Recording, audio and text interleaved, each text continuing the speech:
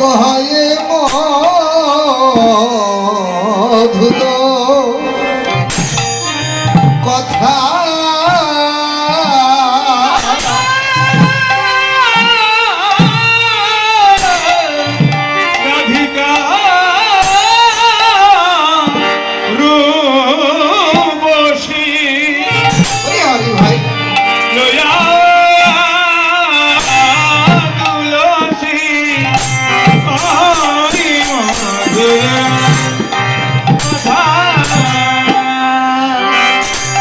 রাইধনী বলে মধু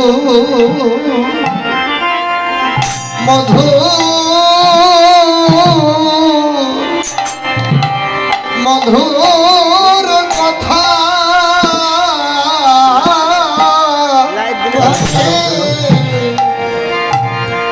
মধুর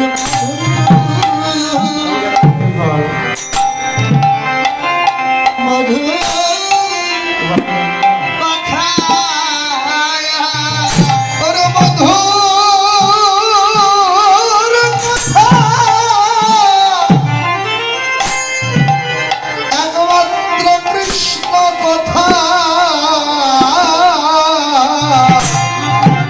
বলে মধুর মধুর মধুর কথা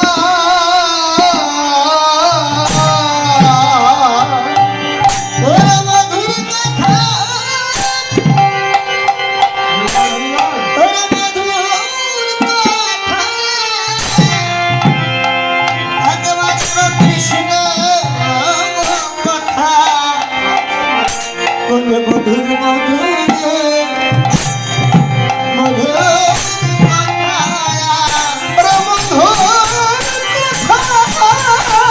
কৃষ্ণ কথা যে কথা কইলে শুনলে জুড়াই প্রাণের কথা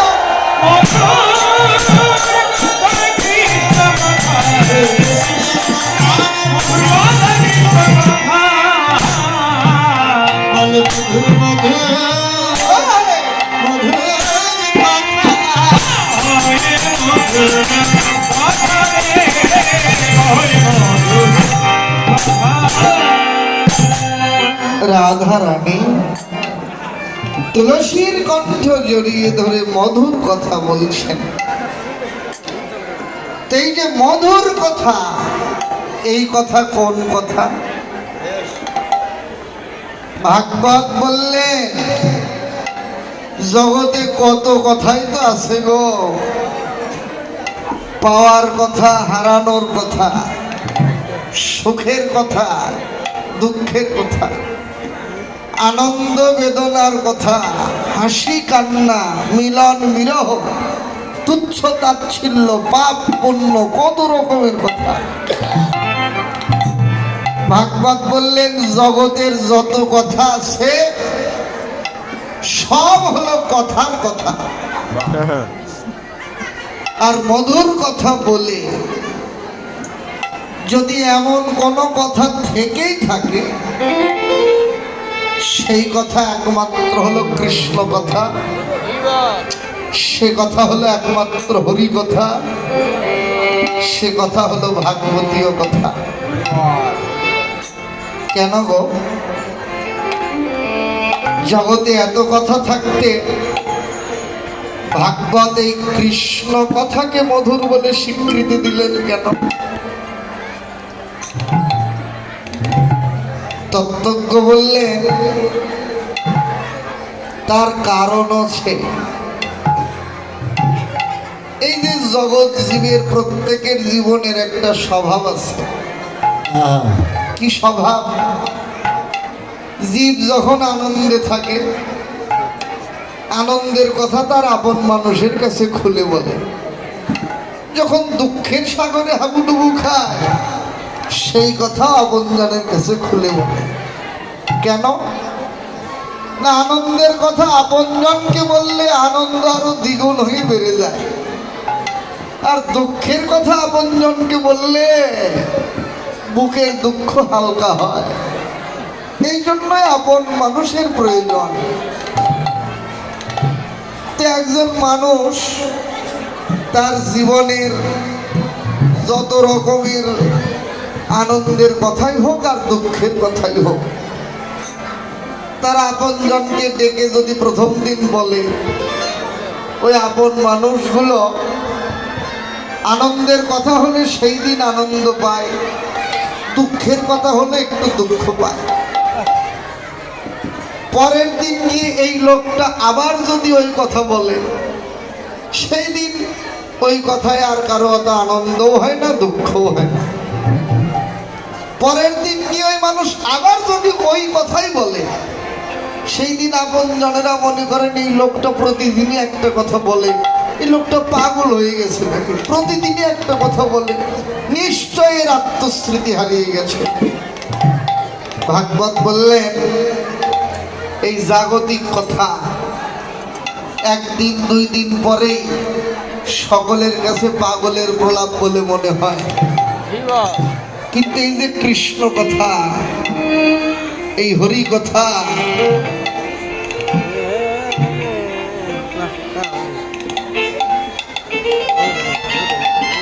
এই ভাগবতীয় কথা, হরি কথা, ভাগবতকার জানালেন জন্মের পর যেদিন কারো মুখে মধু তুলে দেওয়া হয়, সেই দিন থেকে শুরু করে আবার প্রাণ যাওয়ার আগে যেদিন মুখে গঙ্গা জল তুলে দেয়, সেই মুহূর্ত পর্যন্ত যদি এই একই কৃষ্ণ কথা কেউ শুনতেই থাকেন, এই কৃষ্ণ কথা জীবনে কারো নিকটেই পাগলের প্রলাপ বলে মনে হয় না, বরং এ কথা যে যত বেশি শুনবে তার আরো শোনার লালসা তত বেড়েই যাবে। শুনতে শুনতে জীবনটা মরণের কাছে ছুটে যায়, বরং জীবন যত মরণের দিকে ছোটে, এই কৃষ্ণ কথা শোনার লালসা আরো ততই বাড়ে।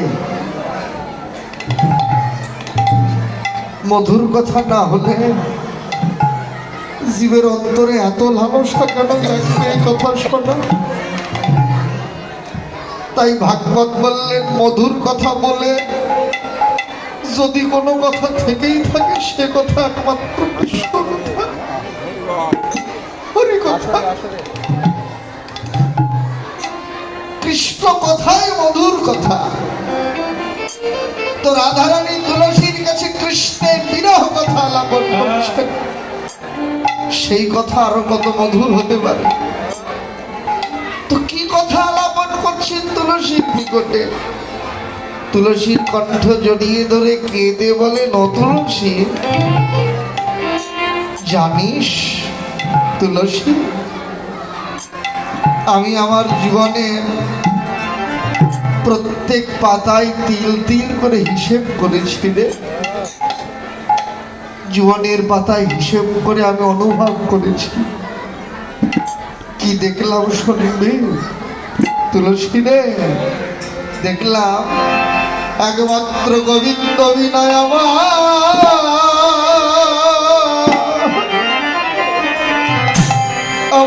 আর কেহ নাই, একমাত্র গোবিন্দ বিনয় আমার প্রেম সেবা আমি কে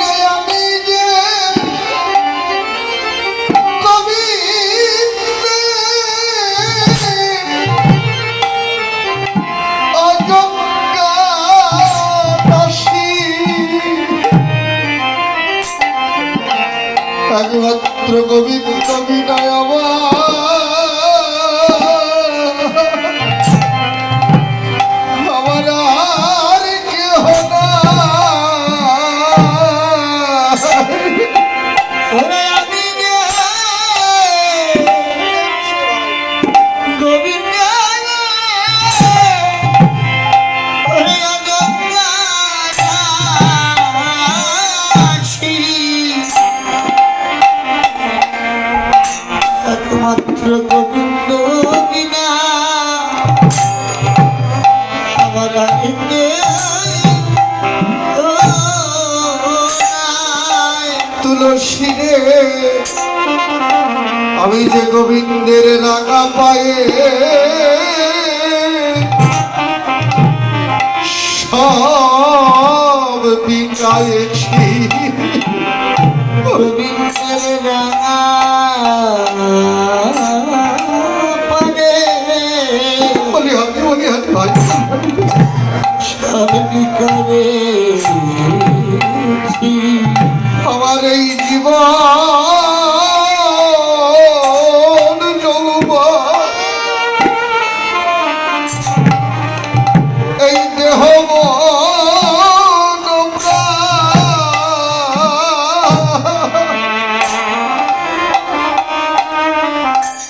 গোবিন্দের রাঙা পায়ে সব বিকায়েছি ওরে আমার জীবন আরাধন জীবন হা প্রেমময়ী জীবন হা কৃপাময়ী হা করুণাময়ী আর দেহ মন প্রাণ গোবিন্দের রাঙা পারে প্রেম সে ভাই প্রেম সে সব বিকারেছি তুলসী রে আমার গোবিন্দ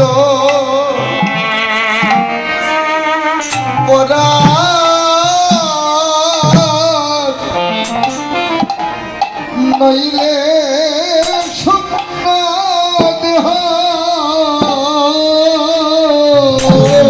গোবিন্দ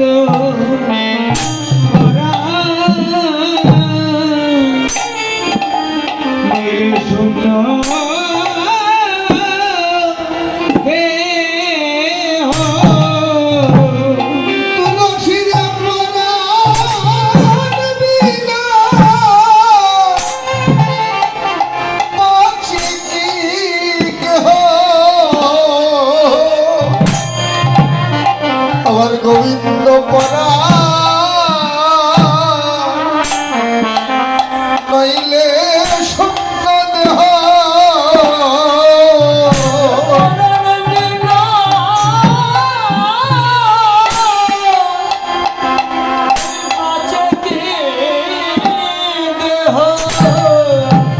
গোবিন্দ পরাণ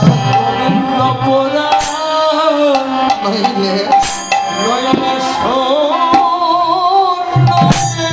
ওরে পরাণ বিনা পাছি কি কেহ আমার গোবিন্দ পরাণ স্বপ্ন দেহ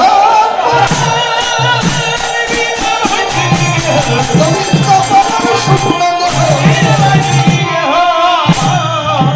গোবিন্দ পরাণ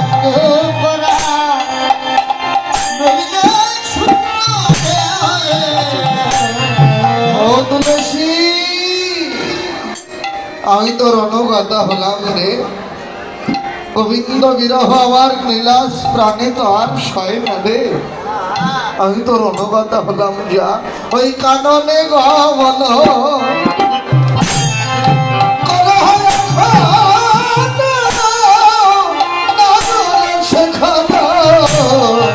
যথারে আগত শেখর যথা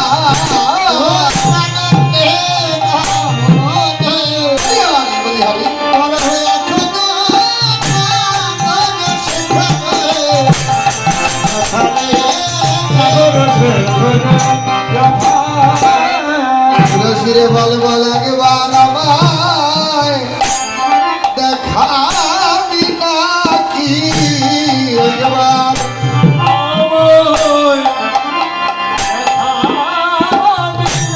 আমার সুখময় গোবিন্দ বদন একবার আমায় দেখাবি নাকি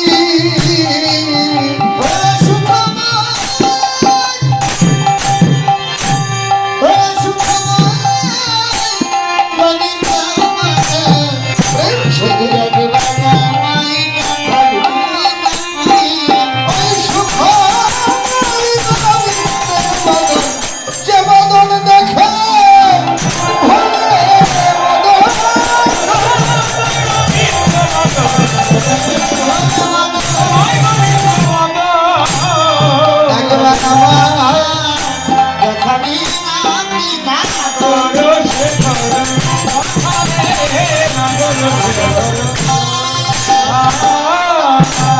তুলসী যা না রে, তবে যাওয়ার আগে তোকে একটা কথা বলে দেই। কি? সব যাবি তো? সময়